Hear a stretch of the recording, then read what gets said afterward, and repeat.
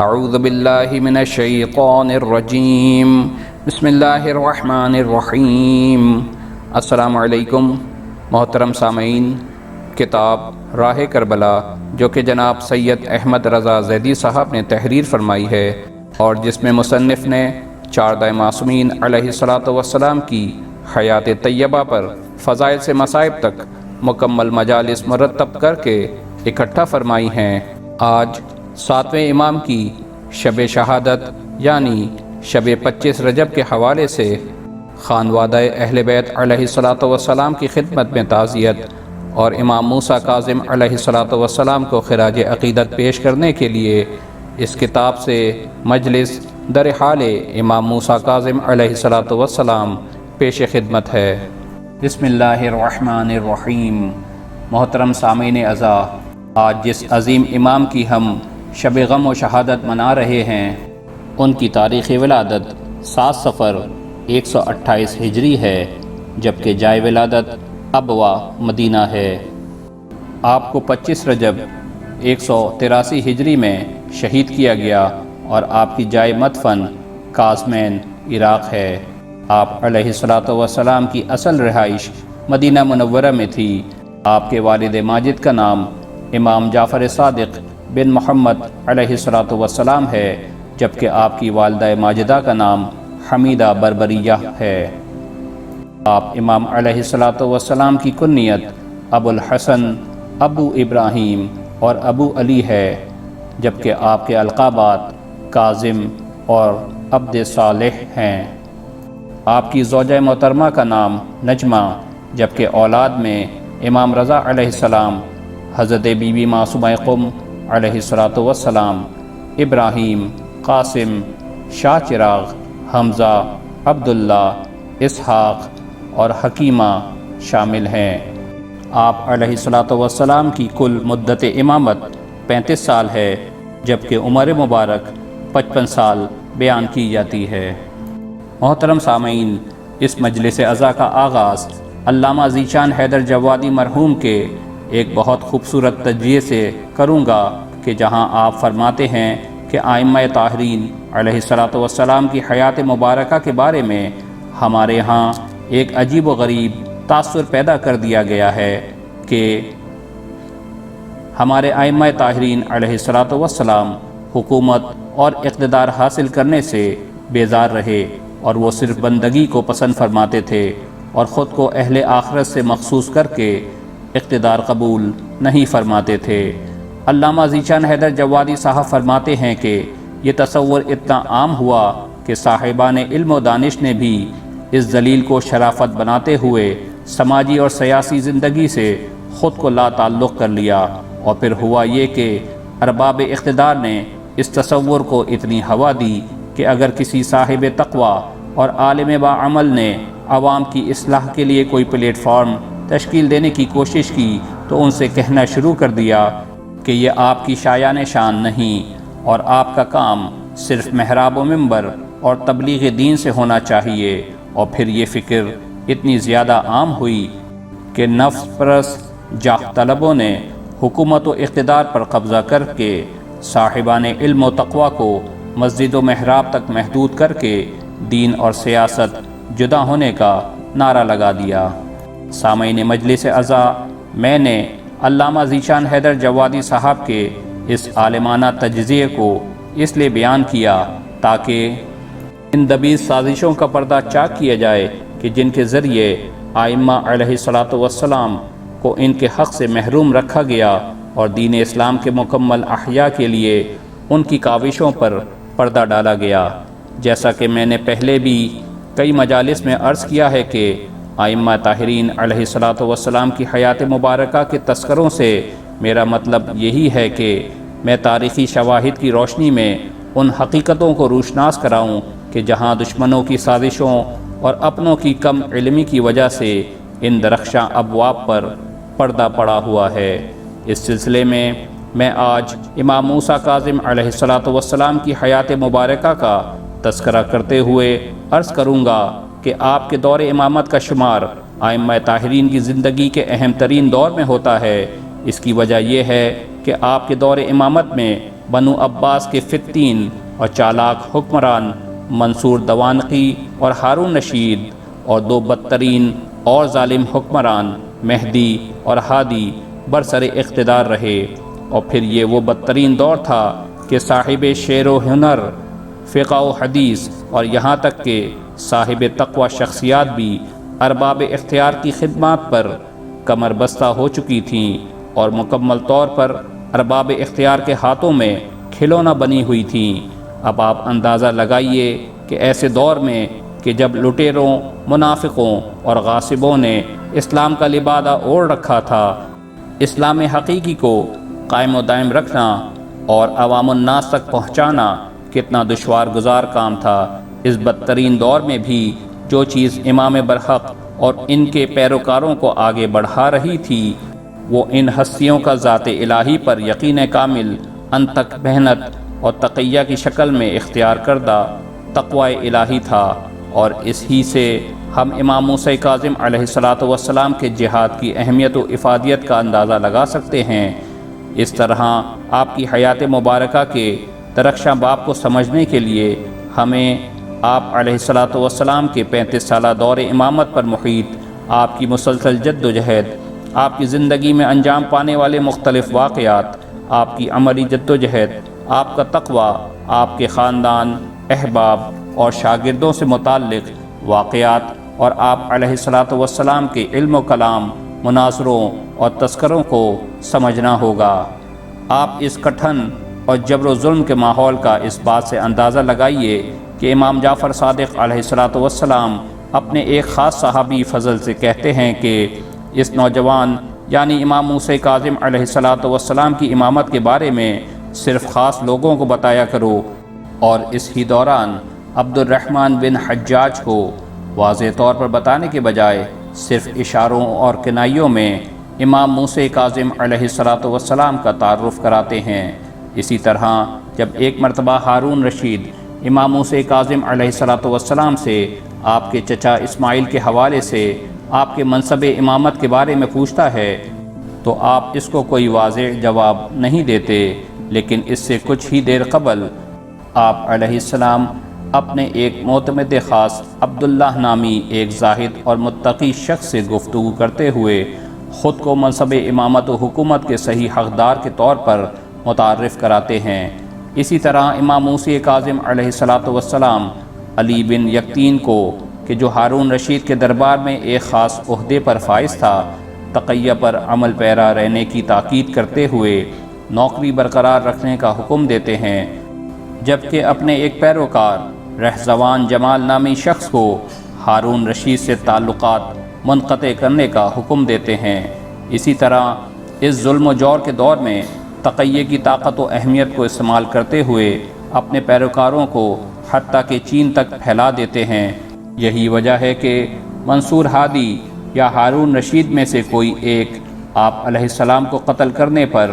آمادہ ہو جاتا ہے۔ یہ آپ علیہ السلام کی عوام تک رسائی اور عزت و عظمت کی دلیل تھی کہ ایک مرتبہ حج کے موقع پر ہارون رشید آپ علیہ السلام کا بہت شان و شوکت سے احترام کرتا ہے، لیکن پھر آپ کی شہرت سے خائف ہو کر آپ کو گرفتار کرنے کا حکم دیتا ہے۔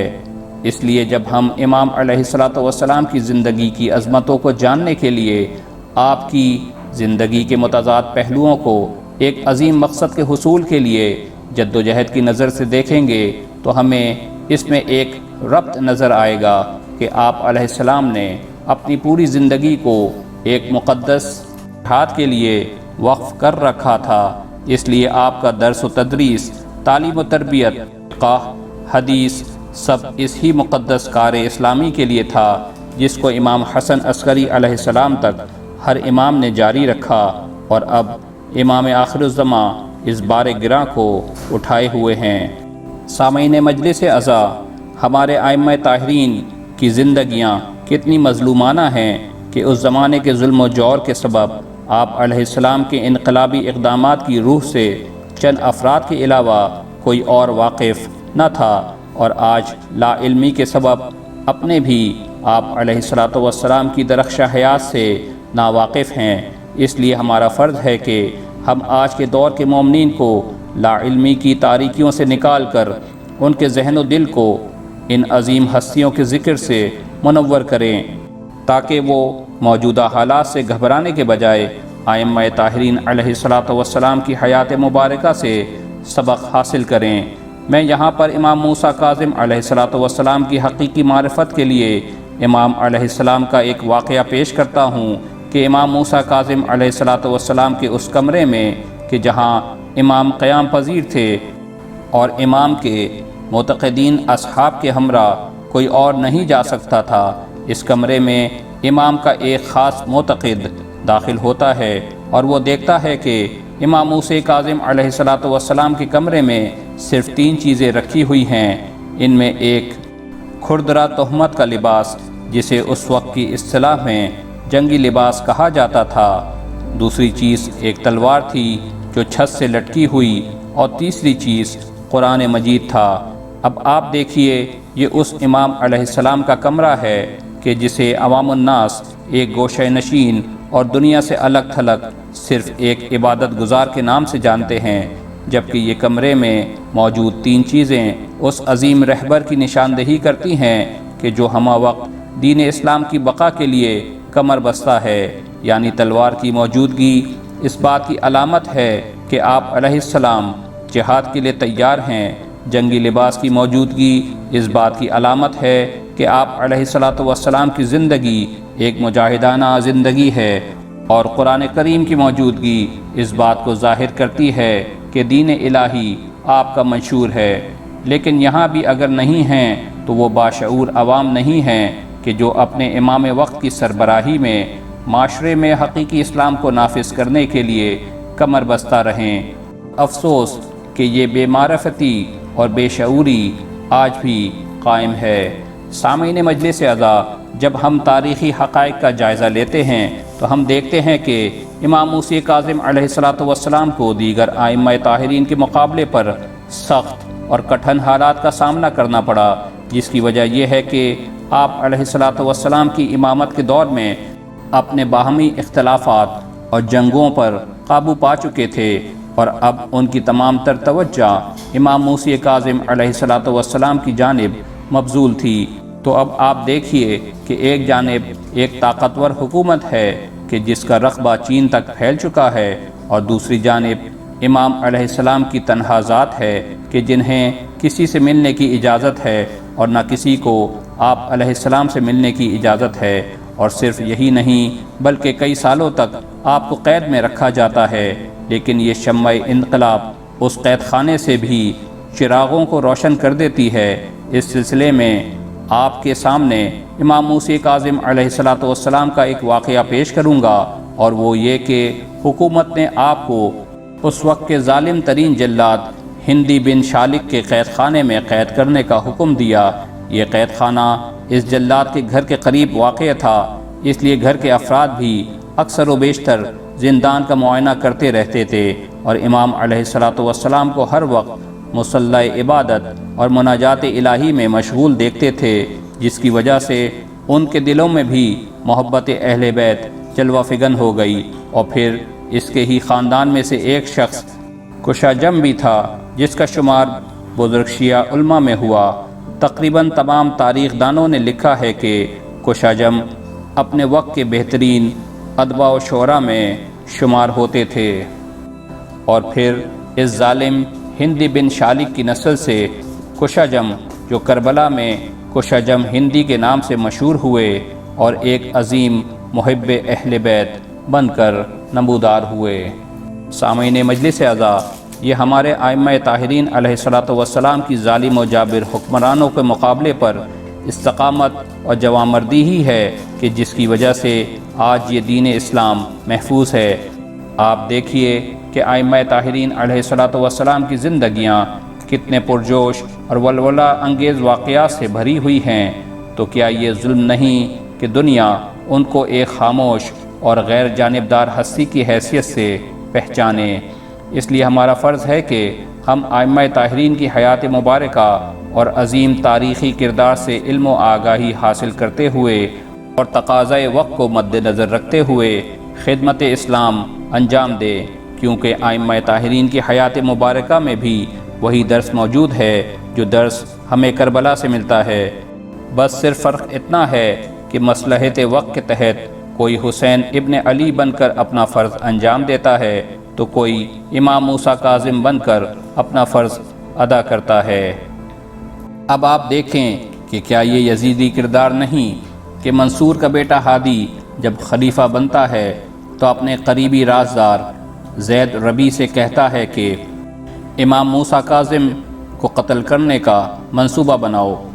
کیونکہ اسے علم تھا کہ جیسے یزید بن معاویہ کو حسین ابن علی سے خطرہ تھا، اسی طرح یہ بھی امام موسیٰ کاظم علیہ السلام کو اپنی حکومت کے لیے خطرہ محسوس کر رہا تھا۔ اسی طرح اس سے قبل ہادی عباسی خلیفہ نے بھی امام موسیٰ کاظم علیہ السلام کو قتل کرنے کا منصوبہ بنایا تھا،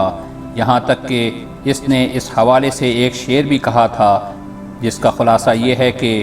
بنو ہاشم کے ساتھ نرمی سے پیش آنے کا زمانہ ختم ہو گیا اور اب تو میں نے پکا ارادہ کر لیا کہ میں ان میں سے کسی کو زندہ نہیں چھوڑوں گا اور ان میں سے سب سے پہلی شخصیت موسیٰ کاظم کی ہوگی۔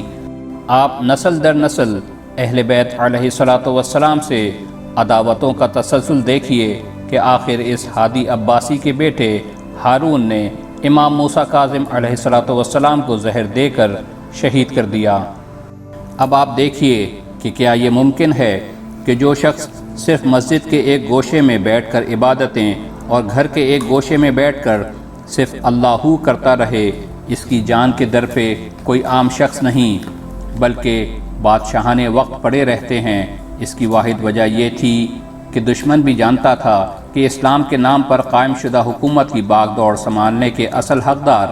یہ ائمہ طاہرین علیہ السلام ہی ہیں اور ان کے ہوتے ہوئے وہ دین الہی کو مٹا نہیں سکتے۔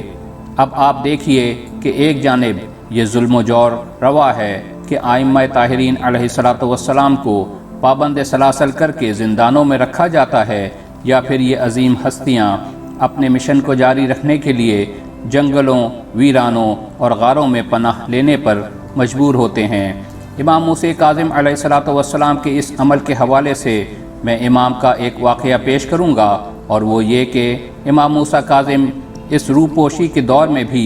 بھیس بدل کر ایک گاؤں سے دوسرے گاؤں اور ایک ویرانے سے دوسرے ویرانے جاتے ہوئے ایک غار میں پہنچتے ہیں جہاں آپ کی ملاقات ایک نصرانی سے ہوتی ہے۔ وہ آپ سے اسلام کے بارے میں مناظرہ کرتا ہے اور پھر دعوت حق کو قبول کر کے مسلمان ہو جاتا ہے۔ آپ تاریخ کا مطالعہ کریں تو دیکھیں گے کہ ائمہ طاہرین علیہ السلام کی حیات مبارکہ میں ایک بڑی تعداد ایسے نصرانیوں اور غیر مسلموں کی ہے جنہوں نے اہل بیت علیہ السلام کے الہی منصب اور علم و کردار سے متاثر ہو کر صدقے دل سے اس طرح اسلام قبول کیا کہ پھر انہوں نے اپنی جان اسلام پر نثار کر کے اپنی وفاداری کا ثبوت دیا۔ تو سامعین مجلس اعزا، یہ بھی جہاد کی وہ اعلیٰ ترین قسم ہے کہ جہاں لوگوں کے دلوں میں قائم خیبر تسخیر کیے جا رہے ہیں۔ آپ حکومتوں کی لاکھ کاوشوں کے باوجود حقیقتوں کا اظہار دیکھیے کہ ایک مرتبہ ایک شخص نے ہارون رشید سے کہا کہ عالم اسلام میں اس وقت دو حکمران ہیں، ایک تم ہو کہ جسے عوام تمہاری حکمرانی کی وجہ سے خراج دیتی ہے، اور ایک امام موسیٰ کاظم ہیں کہ جنہیں ان کے معتقدین مذہب امامت کی وجہ سے خراج دیتے ہیں۔ امام موسیٰ کاظم علیہ السلام کی آفاقی اور الہی طاقت کا مظاہرہ دیکھیے کہ مشہور تاریخ دان طبری لکھتا ہے کہ ایک مرتبہ ہارون حج کے ارادے سے مکہ گیا تاکہ خود دیکھے کہ یہ کون سی شخصیت ہے کہ عوام جس کا اتنا احترام کرتے ہیں۔ اس سلسلے میں اس کی پہلی ملاقات امام موسیٰ کاظم علیہ السلام سے مسجد الحرام میں ہوئی کہ جہاں امام گفتگو کے دوران اس کی شان و شوکت کو خاک میں ملا دیتے ہیں۔ اس وقت تک ہارون رشید امام سے واقف نہ تھا کہ جس شخص سے وہ گفتگو کر رہا ہے وہ امام موسیٰ کاظم ہیں، لیکن جب یہ امام موسیٰ کاظم سے ملنے کے لیے مدینے آتا ہے تو اس کی امام موسیٰ کاظم علیہ السلام سے یہ ملاقات بہت اہمیت کی حامل ہے، کیونکہ یہاں ہارون امام موسیٰ کاظم کو رام کرنے کے لیے دھونس دھمکی اور لالچ کا سہارا لیتا ہے۔ اس سلسلے میں ہارون سے متعلق مدینہ کا ایک اور بہت مشہور واقعہ بھی ہے کہ جب ہارون رشید خلیفہ بننے کے بعد پہلی مرتبہ مدینہ آتا ہے، اس کا بیٹا مامون کہتا ہے کہ امام ایک خچر پر سوار ہو کر ہمارے محل آئے تو ہارون نے قسم دے کر کہا کہ آپ میری مسند تک اسی طرح اپنی سواری پر آ جائیں، اور جب امام جانے لگے تو ہارون نے اپنے بیٹوں سے کہا کہ تم سب امام کی سواری کی رکاب تھامو، لیکن یہاں مامون ایک عجیب بات کہتا ہے کہ اس وقت ہارون نے وہاں موجود لوگوں کو 5 سے 10 ہزار دینار دیے، لیکن امام موسیٰ کاظم علیہ السلام کو صرف 200 دینار دیے۔ مامون کہتا ہے کہ میں نے اپنے باپ سے پوچھا کہ آپ نے ایسا کیوں کیا، تو ہارون نے کہا کہ اگر میں ان کو زیادہ رقم دیتا تو یہ ساری رقم مدینے کے غریب و غربا میں تقسیم کر دیتے اور میرے خلاف ایک ایسا لشکر تشکیل پا جاتا کہ جو میری حکومت کے لیے خطرہ بن جاتا۔ بس سامعین مجلس اعزا، اب میں اختتام مجلس کی جانب آتے ہوئے ہارون رشید سے متعلق ہی ایک اہم ترین واقعہ پیش کروں گا، اور وہ یہ کہ ایک مرتبہ ہارون رشید نے امام موسیٰ کاظم علیہ السلام سے کہا کہ آپ مجھے باغ فدق کا حدود اربع بتائیں تاکہ میں باغ فدق آپ کو واپس کر دوں۔ دراصل ہارون رشید اس طرح باغ فدق کو ایک زمین کا ٹکڑا سمجھتے ہوئے واپس کر کے عوام کو یہ باور کرانا چاہتا تھا کہ دراصل اہل بیت کا حکومتوں سے جھگڑا صرف اس باغ فدق کی وجہ سے ہے، لیکن اسے اصل حقیقت حال کا علم جب ہوا کہ جب امام موسیٰ کاظم علیہ السلام نے اسے بتایا کہ بعد رسول اکرم صلی اللہ علیہ وآلہ وسلم بھی یہ معاملہ کھجوروں کے باغ کا نہیں تھا، لیکن اس وقت بھی وہ لوگ سمجھ رہے تھے کہ جو چیز ہمیں خلافت سے محروم کر سکتی ہے وہ باغ فدق ہے، لیکن امام موسیٰ کاظم علیہ السلام نے فرمایا کہ اگر تم باغ فدق کی حدود جاننا ہی چاہتے ہو تو باغ فدق کی پہلی سرحد عدن، دوسری سرحد سمرقند، تیسری سرحد تیونس اور اسی طرح چوتھی حد بھی بتائی ہے۔ یہ سن کر اس کا رنگ سیاہ پڑ گیا اور کہنے لگا کہ اس طرح تو آپ نے ہمارے لیے کچھ چھوڑا ہی نہیں، اور اب یہی کسر رہ گئی ہے کہ آپ آئیں اور میری جگہ بیٹھ جائیں۔ سامعین مجلس اعزا، مجھے اس موقع پر وہ منظر یاد آ رہا ہے کہ جب بی بی دربار میں اپنا حق مانگنے گئی تھیں اور جب وارثان حق کو حق سے محروم کر دیا گیا تو کسی نے حضرت علی علیہ السلام سے پوچھا تھا کہ آخر یہ لوگ فدق دے دیتے تو ان کا کیا بگڑتا؟ امام نے سن کر کہا تھا کہ وہ جانتے ہیں کہ فدق کی حدود کہاں تک ہے، وہ اگر وہ فدق دے دیتے تو انہیں اپنی خلافت سے محروم ہونا پڑتا۔ بس اب میں منزل مصائب میں داخل ہونے سے قبل امام موسیٰ کاظم علیہ السلام کا ایک واقعہ پیش کروں گا کہ جس واقعے میں ہمارے اور آپ کے لیے ایک پیغام ہے کہ اگر امام علیہ السلام کی ایک نعمت یا ایک جملہ کسی شخص کی زندگی کو بدل سکتا ہے تو پھر پورے سال اور پوری زندگی ائمہ طاہرین علیہ السلام کے اقوال اور نصیحتیں سن کر بھی ہماری زندگیوں میں کوئی تبدیلی کیوں نہیں آتی۔ علامہ حلی اپنی کتاب میں لکھتے ہیں کہ امام موسیٰ کاظم علیہ السلام ایک مرتبہ بغداد کی ایک گلی سے گزر رہے تھے کہ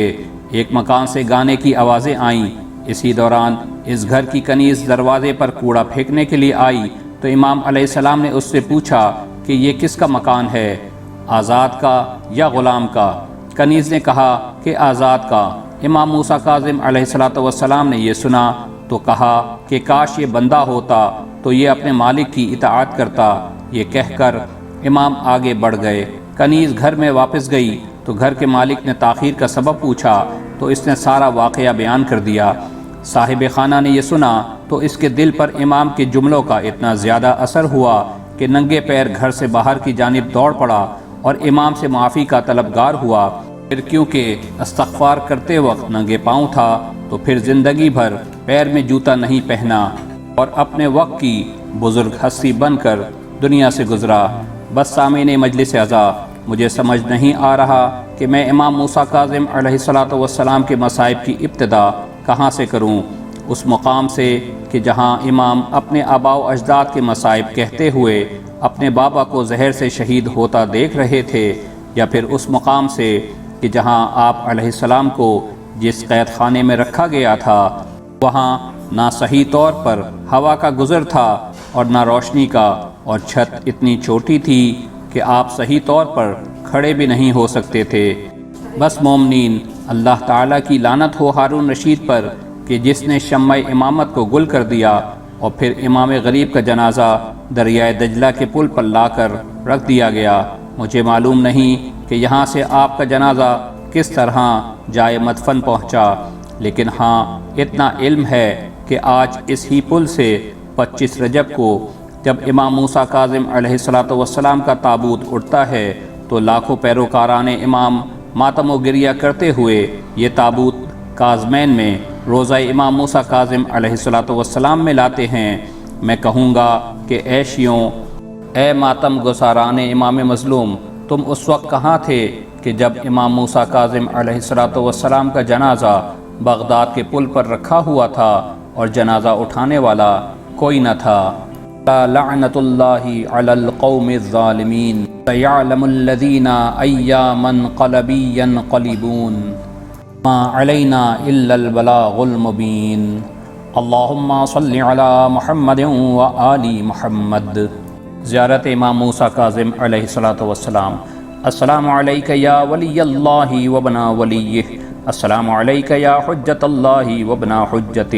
السلام علیک یا صفی اللہ وابن صفیہ، السلام علیک یا امین اللہ وابن امینہ، السلام علیک یا نور اللہ فی ظلمات الارض،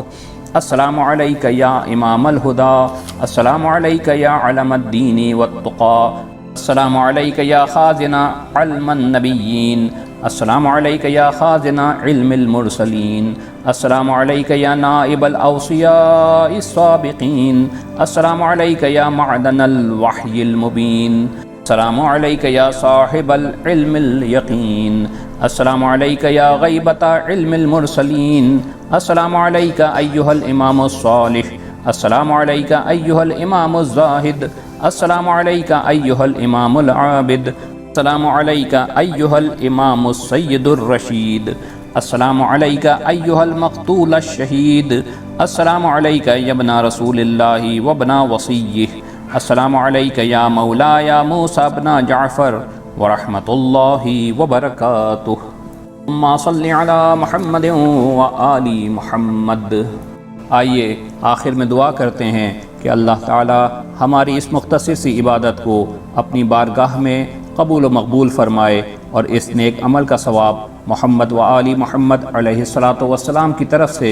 تمام سامعین کو اور کل مرحومین مومنین مومنات اور شہداء کو عطا فرمائے، الہی آمین۔ اللہم ارزقنی شفاعت الحسین یوم الورود، اللہم صل علی محمد و آل محمد۔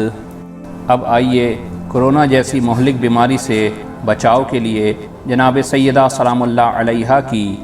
جناب سلمان فارسی کو تعلیم کردہ دعائے نور صغیر کی تلاوت کرتے ہیں۔ بسم اللہ الرحمن الرحیم، بسم اللہ النور، بسم اللہ النور النور، بسم اللہ نور علی نور، بسم اللہ الذی ہوا مدبر الامور، بسم اللہ الذی خلق النور من النور، الحمد للہ الذی خلق النور من النور وانزل النور علی الطور والبیت المعمور والسقف المرفوع فی کتاب مسطور فی رق منشور بقدر مقدور علی نبی محبور، الحمد للہ الذی ہوا بالعز مذکور وبالفخر مشہور وعلی السراء والضراء مشکور وصلی اللہ علی سیدنا محمد وآلہ الطیبین الطاہرین۔ اللہم صل علی محمد وآل محمد۔